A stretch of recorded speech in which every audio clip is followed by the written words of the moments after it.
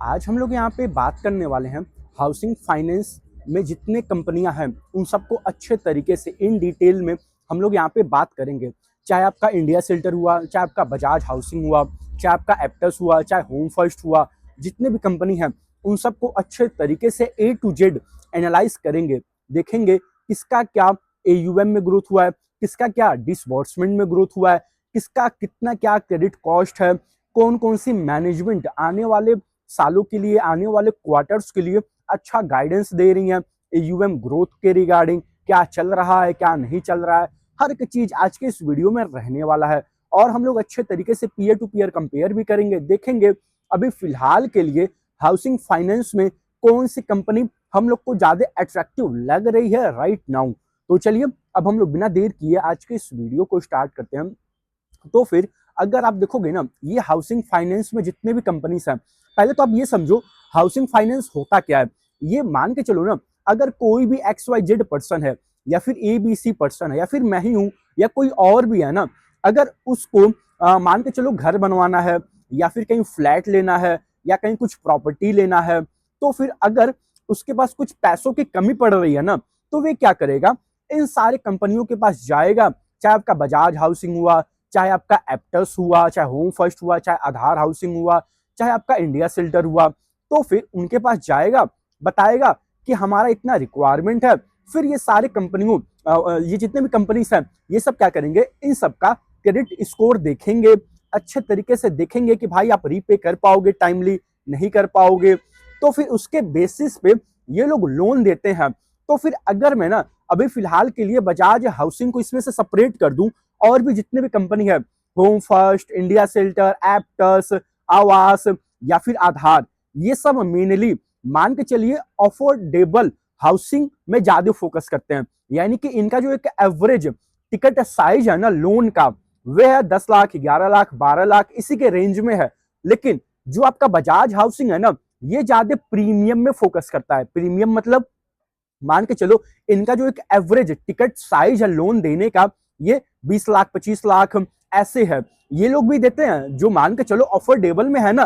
Bajaj housing भी वहां operate करता है, वहां फोकस करता है ये भी। लेकिन जो बजाज हाउसिंग है वे लोग ज्यादा फोकस करते हैं मान के चलिए प्रीमियम साइड में। यानी कि जिसका एक एवरेज टिकट साइज जो होता है लोन का ना, वे होता है 20 लाख, 25 लाख, 30 लाख, 40 लाख, 50 लाख ऐसे होता है। यानी कि वे लोग हल्का सा इन सबसे अपर एंड में फोकस करती है। अगर आप इंडिया सेल्टर का देखोगे, इन लोग का एवरेज टिकट साइज है जो लोन का ना, वे 10-11 लाख के करीब में है। ऐसे ही होम फर्स्ट का आप देख लेना, उसका भी 11.5 लाख के करीब में है। आधार का भी उसी के रेंज में है। तो जितने भी कंपनी है बस बजाज हाउसिंग को छोड़ के, वे सब मेनली ज्यादा जो फोकस करते हैं वे करते हैं अफोर्डेबल साइड में। तो यहाँ पे ना एक देखो प्रॉब्लम चल रहा है। प्रॉब्लम मेरे कहने का मतलब है कंपनी में प्रॉब्लम नहीं चल रहा है अभी, इन द सेंस की ये जो अफोर्डेबल वाला सेगमेंट है ना, यहाँ पे मेनली जो 5 लाख से 10 लाख के बीच में है, ये इतना ग्रोथ नहीं हो रहा है। क्यों? क्योंकि आज के टाइम में ना इन्फ्लेशन इतना ज्यादा बढ़ गया है प्रॉपर्टीज वगैरह में। अगर आज के टाइम में कोई भी बंदा कहीं, चाहे टायर 1 सिटी, चाहे टायर 4 सिटी, या फिर टायर 5 में, टायर 6 में, या फिर कहीं कहीं गांव में, देहात में, कहीं भी अगर वे प्रॉपर्टी ले रहा है, बिल्ड कर रहा है, फ्लैट ले रहा है, तो आज के टाइम में ना 5-10 लाख से कुछ होगा नहीं। तो इसीलिए यहाँ पे ना रिक्वायरमेंट ज्यादा बढ़ गया है।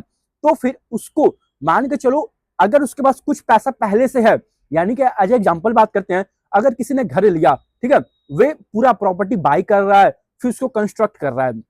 तो एज एग्जाम्पल बात करते हैं, अगर बाइंग से लेके पूरा उस घर को खड़े करने तक अगर 60-70 लाख रुपया लग रहा है, अगर ऑलरेडी उस आदमी के पास अगर मान लो 40 लाख है, तो फिर भी उसके पास 30 लाख कम पड़ा, तो वे 30 लाख कहां जाएगा? तो इन सब में अप्लाई करेगा, होम फर्स्ट में, ठीक है, इंडिया सेल्टर में, बजाज हाउसिंग में। तो बजाज हाउसिंग जो है ना, वे ज्यादा प्रीमियम में फोकस करता है, वे दे देगा 30 लाख, 40 लाख, 50 लाख। लेकिन ये जो सारे कंपनीज हैं, ये मेनली ज्यादा फोकस 10 लाख, 15 लाख, 20 लाख यहाँ पे करते हैं। देने को ये भी लोग दे देंगे, ऐसी बात नहीं है। लेकिन जो इनका एक पोर्टफोलियो का शेयर है ना, इन द सेंस की प्रीमियम साइड में ज्यादा, एक एवरेज टिकट साइज हायर में, इन सारे कंपनियों का कम है एज कंपेयर टू द आपका बजाज हाउसिंग।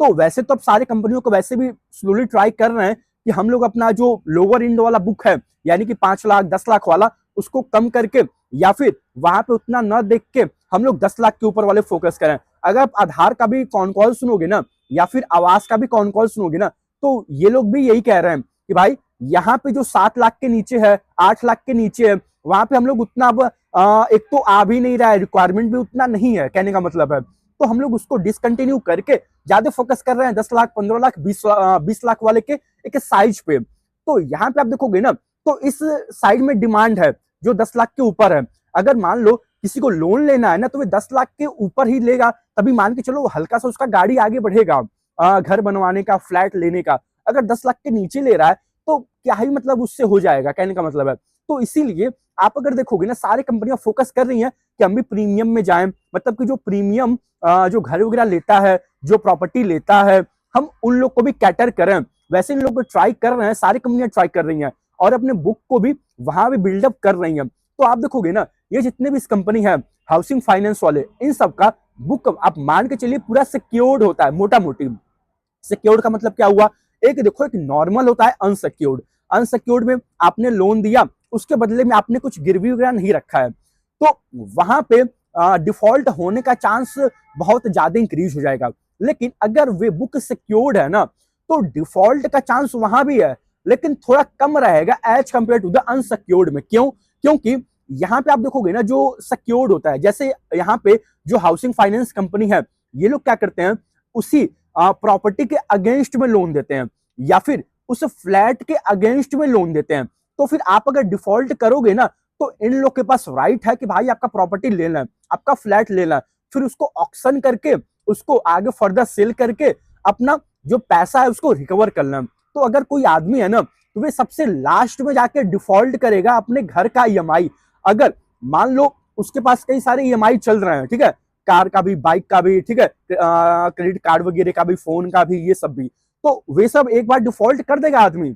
लेकिन अपने घर के ऊपर ना जो उसका ईएमआई है, वे सबसे लास्ट में डिफॉल्ट करेगा। वे पूरा कोशिश करेगा कि डिफॉल्ट ना हो, क्योंकि कोई नहीं चाहता है कि भाई मेरे हाथ से मेरा घर चला जाए। क्योंकि अगर घर चला गया तो फिर उसके बाद आप खुद ही सोचो यार, वे फिर रहेगा कैसे, उसकी फैमिली होंगी, बच्चे होंगे, मान के चलो वाइफ होगी, माँ बाप होंगे, तो कहाँ लेके जाएगा फिर। तो इसीलिए अगर उसने लोन लेके प्रॉपर्टी को बिल्डअप किया है, ठीक है, फ्लैट को बिल्डअप किया है, तो वे सबसे ट्राई करेगा एकदम लास्ट में जाके, अगर कुछ प्रॉब्लम आया है तो एकदम लास्ट में जाके डिफॉल्ट करेगा। लेकिन फिर भी वे पूरा हाथ पैर मारेगा कि भाई मैं अपना प्रॉपर्टी बचा लूं।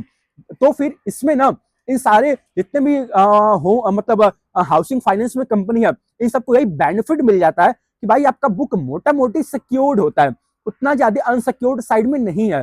तो आप अगर देखोगे ना, इस बार के क्वार्टर में जितने भी कंपनीज है, इन सबका अगर आप सबसे पहले मैं स्टार्ट करूं इंडिया शेल्टर से, तो अगर आप इंडिया शेल्टर का देखोगे ना, जो एयूएम में ग्रोथ हुआ वे 31% के करीब में हुआ ईयर ऑन ईयर लेवल पे।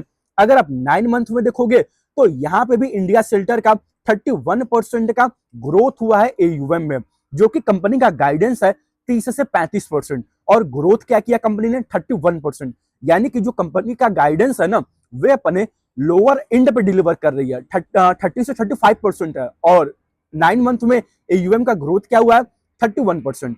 तो यहाँ पे कंपनी 30 to 35% बोल रही है। अगर 35% के ऊपर होता ना एयूएम ग्रोथ, तो और बेटर होता और अच्छा होता, लेकिन ऐसा हुआ नहीं। मेरे कहने का मतलब ये है। और आप देखोगे ना, इस बार का जो कॉन कॉल गया है, यहाँ पे मेनली जो बातें हो रही थी, वे हो रही थी क्रेडिट कॉस्ट को लेके, वे हो रहा था जीएनपीए को लेके, वे हो रहा था आपका डीपीडी बकेट को लेके। तो ये डीपीडी बकेट क्या है, मान के चलो अगर एज एग्जांपल बात करते हैं, अगर 1 फरवरी को डेट था उसको ईएमआई देने का, जो भी उनके कस्टमर हैं, ये सारे कंपनियों के लिए लागू होता है, जितने भी कंपनीज हैं, ठीक है। तो फिर वहां पे आप मान के चलो, अगर 1 फरवरी को उसका बिल ड्यू था, ठीक है, 1 फरवरी को देना था, अगर 1 फरवरी तक दे दिया पैसा तो ठीक है, कोई दिक्कत नहीं है। लेकिन अगर मान के चलो वहां से 30 दिन और हो गया, ठीक है, 35 दिन और हो गया, फिर भी पैसा नहीं आया है लास्ट मंथ का या ईएमआई वगैरह, ठीक है, या फिर रीपेमेंट वगैरह, तो वहां पे 30+ डीपीडी मेन होता है देखना। तो यहाँ पे जो 30+ डीपीडी होता है ना, ये आपको दर्शाता है कि भाई ये इसके पहले जो मान के चलो क्रिएट होने वाले हैं एनपीए या फिर जीएनपीए में जाने वाले हैं, वे आपको 30+ DPD को देख के पता चल जाएगा कि एसेट्स क्वालिटी किधर जा रहा है। तो कंपनी का भी फिलहाल के लिए 30+DPD बकेट जो है ना इंडिया शेल्टर के लिए वे 5% के करीब में हो गया है, जो कि मान के चलिए लास्ट क्वार्टर में इनका 4.7% के करीब में था। और अगर आप यही इनका डीपीटी लास्ट ईयर जाके देखोगे ना तो वहां पे मोटा मोटी 3.7% था।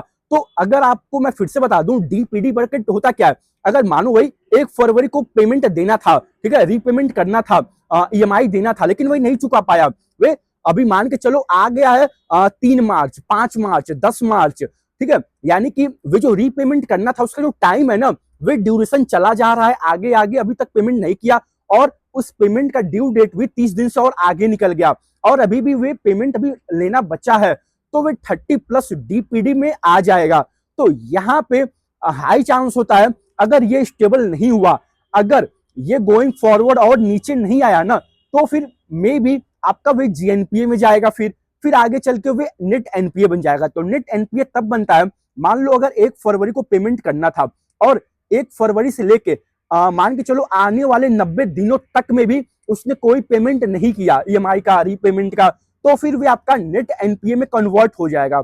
अगर वे मान के चलो 1 फरवरी को रीपेमेंट करना था, वहां से अगर 60 दिन के ऊपर हो गया है, रीपेमेंट वगैरह नहीं किया है, ठीक है, बिल ड्यू है, तो वो भी आप मान के चलो जीएनपीए में चला जाएगा। तो इसीलिए यहाँ पे कंपनी का एक तो 30+DPD बकेट भी इंक्रीज हुआ, जो कि लास्ट ईयर के क्वार्टर में, सेम क्वार्टर में वहां पे जो 3.7% था वे बढ़ के 5% हो गया। तो कंपनी वही बता रही थी कि इस बार के क्वार्टर में Q4 FY26 से ये सारी चीजें स्टेबल हो जाएंगी। अब वही है, वो चीज आपको देखना पड़ेगा स्टेबल होगा कि नहीं होगा। वैसे आप देखोगे ना, मैंने आपको पहले इसीलिए बताया था कि भाई इन सब का बुक वैसे मोस्टली सिक्योर्ड होता है, उतना प्रॉब्लम नहीं होता है, तो मे बी ये लोग रिकवर कर लें। हाँ, अगर यही अनसिक्योर्ड कोई कंपनी होती, उनका अगर लोन बुक ऐसे होता ना, वहां पे अगर 30+DPD बुक ज्यादा इंक्रीज हो जाता है, जीएनपीए ज्यादा इंक्रीज हो जाता, नेट एनपीए ज्यादा इंक्रीज हो जाता, तो वहां पे ज्यादा बड़ा प्रॉब्लम होता।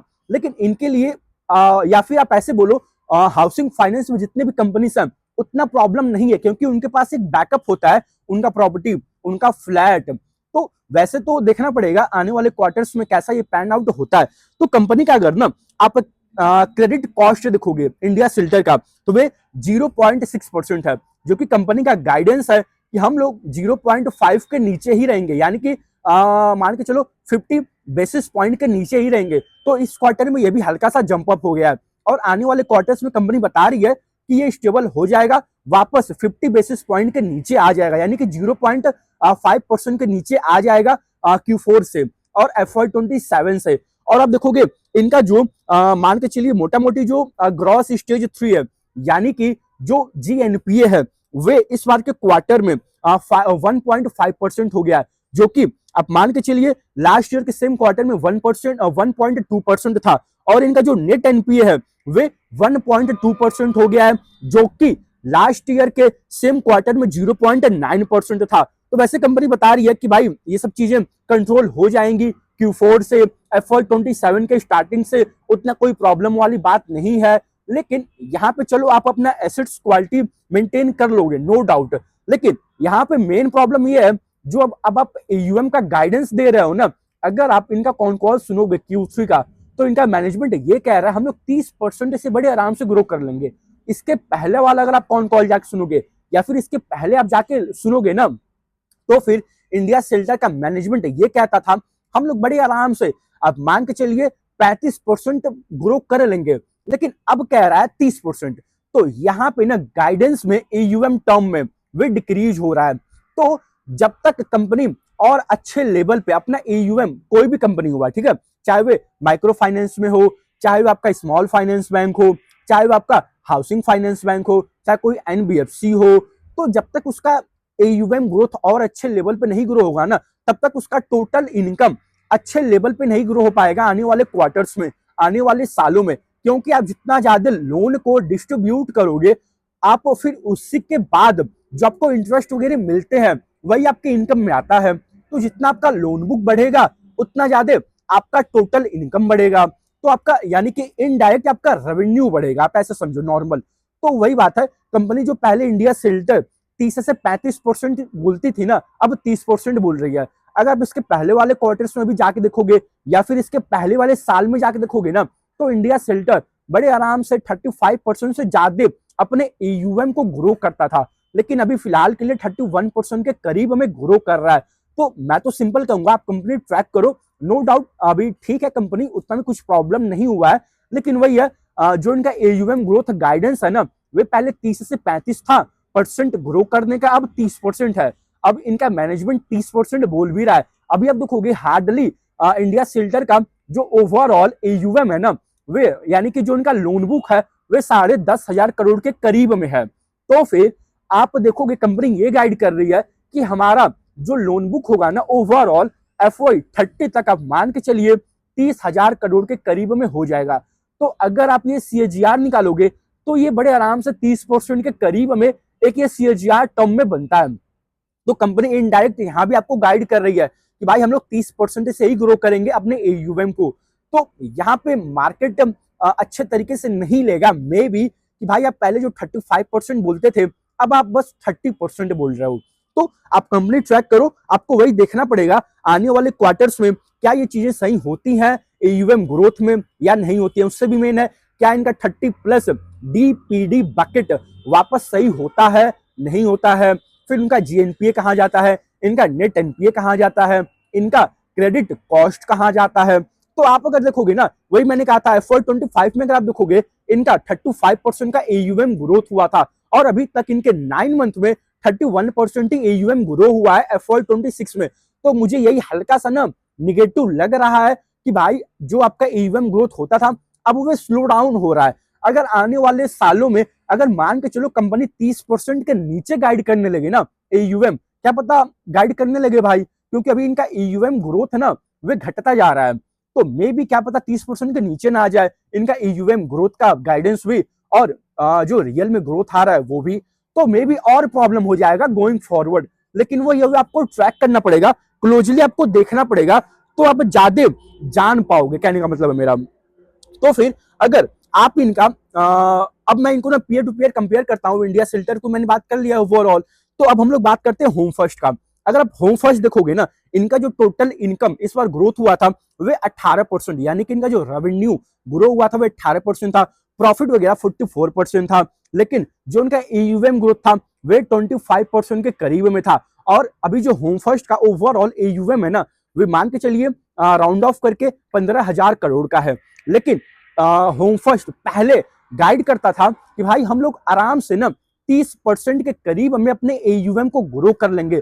लेकिन अब अगर आप इनका कॉन कॉल सुनोगे होम फर्स्ट का, तो इनका मैनेजमेंट ये कहता है कि भाई हम लोग 25% से अपने एयूएम को ग्रो करेंगे। तो होम फर्स्ट का काम क्या है, मैंने पहले ही आपको पूरा अच्छे तरीके से वीडियो के स्टार्टिंग में ही बता दिया था कि हाउसिंग फाइनेंस क्या होता है। तो सेम वर्क है, ये लोग लोन अगेंस्ट प्रॉपर्टी यही सब में काम करते हैं, तो होम लोन वगैरह ये लोग देते हैं। तो आप अगर देखोगे यही कंपनी थी जो होम फर्स्ट पहले 30% से अपने एयूएम को ग्रो करती थी, अभी जो इनका एयूएम में ग्रोथ आ रहा है वे 25% है और मैनेजमेंट का गाइडेंस भी 25% है, यानी कि यहाँ पे भी एयूएम ग्रोथ घट रहा है और कंपनी का गाइडेंस भी घट रहा है। तो अभी तक हमने दो कंपनी बात किया, इंडिया शेल्टर और होम फर्स्ट। तो यहाँ पे आप देखोगे दोनों कंपनियों का जो एयूएम ग्रोथ पहले हायर लेवल पे होता था ना, अब दोनों कंपनियों का एयूएम ग्रोथ घट रहा है और गाइडेंस भी घट रहा है। कैसे? इंडिया शेल्टर 30 से 35% बोलता था, अब 30% बोल रहा है। पहले 35% से ज्यादा इंडिया शेल्टर अपने एयूएम को ग्रो करता था, अब 31% कर रहा है और गाइडेंस भी 30% है। और ऐसे ही होम फर्स्ट जो पहले 30% का गाइड करता था अपने एयूएम ग्रोथ के रिगार्डिंग, अब गाइड कर रहा है 25% और ग्रोथ भी 25% ही है। तो नो डाउट दोनों में अभी भी इंडिया शेल्टर अच्छा है, लेकिन फिर भी आप देखोगे ना इंडिया शेल्टर को, अगर मैं इंडिया शेल्टर से कंपेयर करता हूं लास्ट फ्यू ईयर से, तो फिर अब उतना अच्छा नहीं लग रहा है। अगर होम फर्स्ट को मैं इंडिया शेल्टर से कंपेयर करता हूं तो जाहिर सी बात है अभी भी इंडिया शेल्टर 30% का एयूएम ग्रोथ गाइड कर रहा है और उनका 31% एयूएम ग्रोथ हो रहा है, लेकिन होम फर्स्ट का 25% हो रहा है एयूएम ग्रोथ और गाइडेंस भी 25% है। तो अब हम लोग नेक्स्ट कंपनी का बात करते हैं, ये है एप्टस।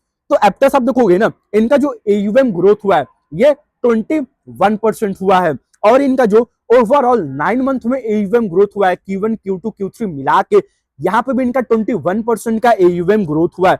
और इनका जो गाइडेंस होता था ना पहले, मान के चलिए एप्टस का, वे होता था मोटा मोटी 25% के करीब में, लेकिन अब इनका भी मैनेजमेंट अब मान के चलिए गाइड कर रहा है कि हम लोग आराम से अब मान के चलिए 20% के करीब में अपने एयूएम को ग्रो करेंगे। यानी कि यहां भी जो आप देख रहे हो एप्टस जो पहले 25% का गाइडेंस देता था एयूएम ग्रो करने का, और अब उनका एयूएम ग्रोथ हो रहा है 21%, गाइडेंस भी 20-22% के करीब में है। तो इनका भी जो पहले ग्रोथ होता था ना वो भी डिक्रीज हो रहा है एयूएम टर्म में। तो जब तक मान के चलो वापस अच्छे लेवल पे ग्रोथ नहीं आएगा एयूएम में, तब तक कोई सेंस नहीं बनेगा। अगर मुझे एप्टस में जाना होगा 20-22% के एयूएम ग्रोथ में, तो मैं इतना बड़ा रिस्क लेके यहाँ क्यों देखूंगा, मैं बजाज हाउसिंग नहीं देख लूंगा तब। अभी हम लोग बजाज हाउसिंग का भी इन डिटेल बात करेंगे, अभी मैं फिलहाल एक एग्जांपल दे रहा था आपको। तो आप देखोगे यहाँ पे इनका जो ओवरऑल एक लोन बुक है ना, वे मान के चलिए 12,300 करोड़ के करीब में है, और यहाँ पे बजाज हाउसिंग उनका तो 1.3 लाख करोड़ के ऊपर है, वो भी 21-22-23% का एयूएम को ग्रो कर रहा है। और यहाँ एप्टस भी सेम उसी के रेंज में अपने एयूएम को ग्रो कर रहा है। तो कोई सेंस नहीं बनता है मेरे लिए जब आपसे इतनी बड़ी company in the term of market cap, in the term of loan book आपसे ज्यादा ग्रो कर रहा है, गाइड भी आपके रेंज में ही कर रहा है, तो फिर मैं मतलब एप्टस में क्यों देखूंगा, कोई सेंस ही नहीं बनता है। अभी तक हमने 3 कंपनी बात किया, इंडिया सेल्टर गाइडेंस है ग्रो करने का 30% एयूएम को, और इसके पहले हमने बात किया था फिर होम फर्स्ट का, उसका भी गाइडेंस है मान के चलिए वही 25% के करीब में। फिर एप्टस इसका 20% के करीब में गाइडेंस है, जो कि पहले 25% गाइड कर रहा था एप्टस। तो इन तीनों में नो डाउट अभी भी अच्छा लग रहा है इंडिया सेल्टर और होम फर्स्ट।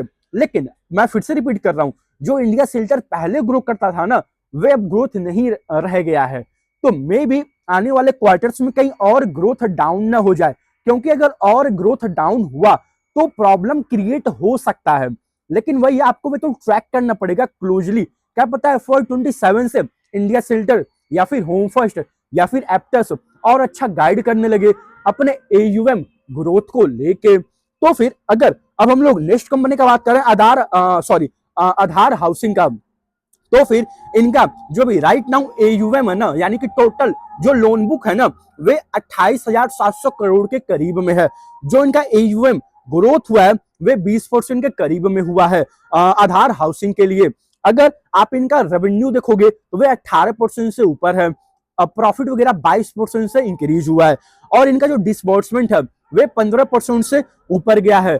इनके पास मोटा मोटी जो होम लोन का बुक है ना, ओवरऑल इनके लोन बुक में वे 73% देता है, और जो मान के चलिए अदर रिटेल है तो वहां पे इनका 27% ऑफ द बुक आता है, तो वो भी मोटा मोटी सिक्योर्ड बुक ही है।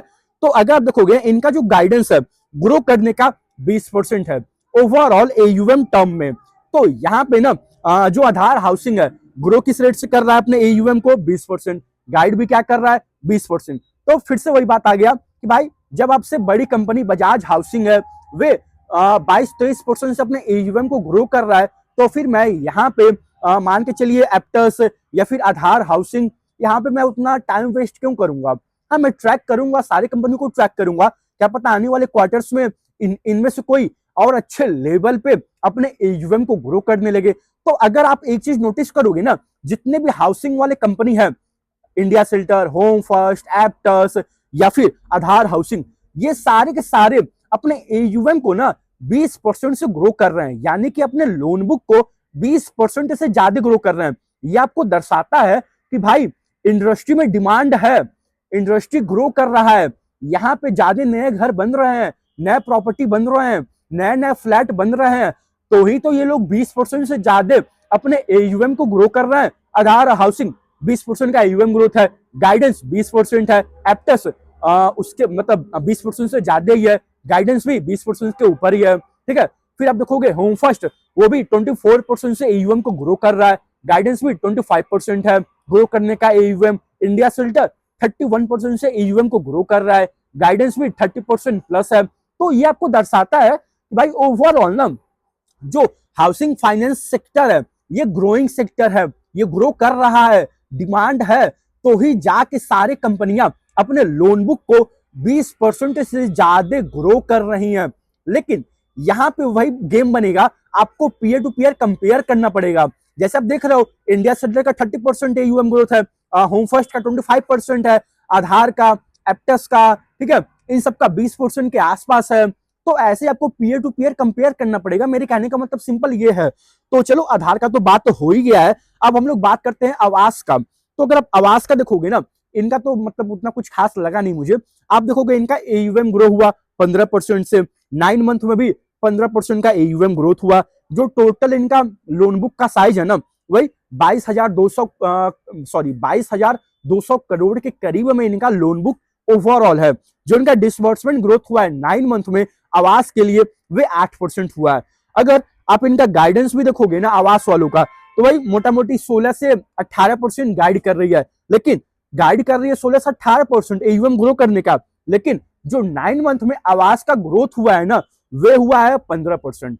तो यहाँ पे जो गाइडेंस है वो भी बीट नहीं हो रहा है आवास के द्वारा। तो यहाँ पे ना प्रॉब्लम इसलिए हुआ है इनके लिए, इन्होंने इनका जो एक मान के चलिए ओवरऑल जो स्मॉलर साइज वाला लोन बुक है ना, जो एक स्मॉल टिकट साइज है, ये लोग उसको मतलब मान के चलो उतना फोकस नहीं कर रहे हैं। ट्राई कर रहे हैं कि हम लोग एक एवरेज टिकट साइज बढ़ाएं, अपना 10 लाख के ऊपर वाले फोकस करें, 15 लाख के ऊपर वाले पे फोकस करें। तो जो 7 लाख के नीचे वाला था ना, वहां पे क्लोज कर रहे हैं, वहां पे उतना डिमांड है भी नहीं। तो आप ऐसे समझो कंपनी नहीं क्लोज कर रही है, वहां डिमांड ही नहीं है।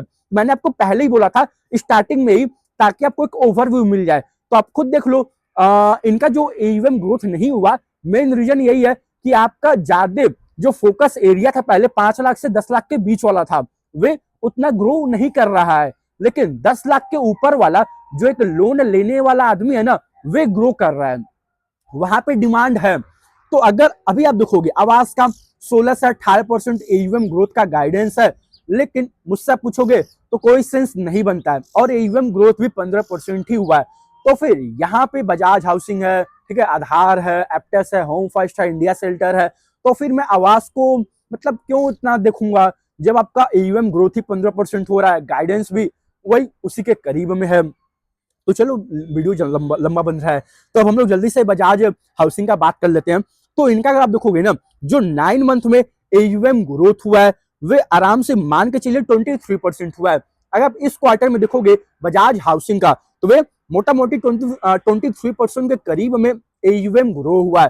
प्रॉफिट वगैरह 9 मंथ में भी और इस क्वार्टर में भी मान के चलो 21% के करीब में ग्रोथ हुआ है। तो अगर आप इनका गाइडेंस देखोगे ना बजाज हाउसिंग का, तो इनका गाइडेंस है 24 से 26% ग्रो करने का अपने AUM को, लेकिन कंपनी का 9 मंथ में ग्रोथ क्या आया 23%। तो यहाँ पे यही प्रॉब्लम हो रहा है कि भाई आप गाइड करके रखे हो 26%, लेकिन आपका AUM ग्रोथ हो रहा है, आपका लोन बुक ग्रोथ हो रहा है 23%। तो यहाँ पे ना इन सारे कंपनियों में Aavas, home first, Aptus, India shelter, Aadhaar housing, सबसे ज्यादा जो एक मान के चलो जिसका एसेट्स क्वालिटी जो सबसे बेटर है ना, वे है बजाज हाउसिंग का। लेकिन जो एक लोन बुक ग्रोथ हो रहा है वे 23% है, और गाइडेंस है 26%, लेकिन कंपनी वहां कर नहीं रही है फिलहाल के लिए। तो यहाँ पे यही प्रॉब्लम है इनका। लेकिन अगर आप देखोगे ना, इनका जो एक ओवरऑल एरिया है, वे मान के चलिए मैंने 1 सेकंड में बता रहा हूँ, लिख के रखा हूँ। हाँ, तो इनका जो एक ओवरऑल एरिया है ना, ये है एक तो इनका लीज, रिटेल डिस्काउंटिंग, उसके बाद डेवलपर फाइनेंसिंग, उसके बाद होम लोन, ठीक है, फिर उसके बाद लोन अगेंस्ट प्रॉपर्टी। तो यहाँ पे जो बजाज हाउसिंग है ना, ये जो फोकस करता है, मेनली ज्यादा जो फोकस करता है ना, वे हायर टिकट साइज पे करता है।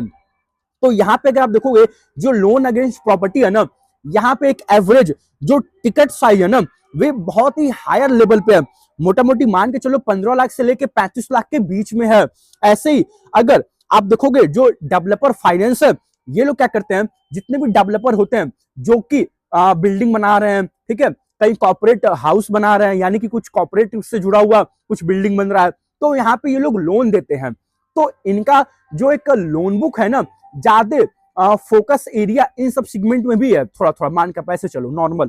फिर उसके बाद अगर आप देखोगे इनका जो मान के चलो ओवरऑल जो इनका जीएनपीए है कंपनी के लिए, ये वही अराउंड मोटा मोटी 0.27% के करीब में है। नेट एनपीए 0.11% है। तो मैंने वही कहा है कि इनका जो एक एसेट्स क्वालिटी है ना, पूरे इंडस्ट्री में हाउसिंग में सबसे बेटर है। जबकि कंपनी का average ticket size Bajaj housing का इन सारी कंपनियों से बहुत हायर लेवल पे है। लेकिन यहाँ पे प्रॉब्लम यही हो रहा है कि इनका एयूएम ग्रोथ घट रहा है। अगर आप जाके देखिएगा, पहले इनका एयूएम ग्रोथ 30%, 35%, यहाँ तक कि बीच में इनका एयूएम ग्रोथ ना 40% तक हुआ था बजाज हाउसिंग का। तो अब इनका ना वही हार्डली 23% का एयूएम ग्रोथ हो रहा है। तो प्रॉब्लम यही हो रहा है कि आपका एयूएम ग्रोथ जो होना चाहिए ना, वेब नहीं हो रहा है। तो यहाँ पे बजाज हाउसिंग का जो बेंचमार्क है ना, वे काफी हायर लेवल है, जो कि कंपनी अभी उसको डिलीवर नहीं कर पा रही है। तो फिर अगर आप ओवरऑल देखोगे इन सारे कंपनियों में अभी भी फिलहाल के लिए as per management guidance India shelter का अच्छा गाइडेंस है, 30% का एयूएम ग्रोथ है। लेकिन मैं अगर इंडिया शेल्टर से कंपेयर करता हूं ना, तो मेरे लिए बेटर नहीं है। क्यों? क्योंकि पहले इनका एयूएम 35% से ग्रो होता था, अब हार्डली इनका 30% हो रहा है। तो इसीलिए, और आप देखोगे यहाँ पे जितने भी हैं, आधार है, एप्टस है, ठीक है, या फिर होम फर्स्ट है, या फिर आपका आवास है, तो इन सब का एयूएम ग्रोथ वही 20 से 25% है, किसी का 15% है। तो यहाँ पे मैं इन सब में इतना बड़ा रिस्क क्यों लूंगा? तो मैं इससे अच्छा बजाज हाउसिंग नहीं ट्रैक कर लूंगा, क्योंकि उनका भी एयूएम 23% ग्रो हो रहा है, उनका भी गाइडेंस 24 से 26% है। वे बात अलग है, अभी उतना हो नहीं रहा है। लेकिन मैं अगर बजाज हाउसिंग को, वापस मैं रिपीट कर रहा हूं, अगर मैं बजाज हाउसिंग को बजाज हाउसिंग के पास्ट से कंपेयर करूंगा ना, तो नहीं अच्छा लग रहा है। क्यों? क्योंकि ये लोग पहले 30, 35, 40% से अपने एयूएम को ग्रो करते थे। तो यहाँ पे इनका एयूएम का जो ग्रोथ है ना, वे स्लो डाउन हो रहा है। तो जब तक ये वापस बैक टू नॉर्मल नहीं होगा, तब तक मेरे लिए कोई सेंस नहीं बनेगा। तो चलिए, आई थिंक आपको ये वीडियो पसंद आया होगा। अगर आपको अभी भी थोड़ा सा कुछ भी डाउट आ रहा है, तो आप मुझे इस वीडियो के नीचे कमेंट कर देना, या फिर आप मुझे एक्स पे डीएम कर देना। एक बात ध्यान रखिएगा, ये वीडियो बिल्कुल भी बाय और सेल रिकमेंडेशन नहीं था। ये वीडियो बस एक एजुकेशनल पर्पज के लिए था। अब हम लोग आप लोग से अगले वीडियो में मिलेंगे।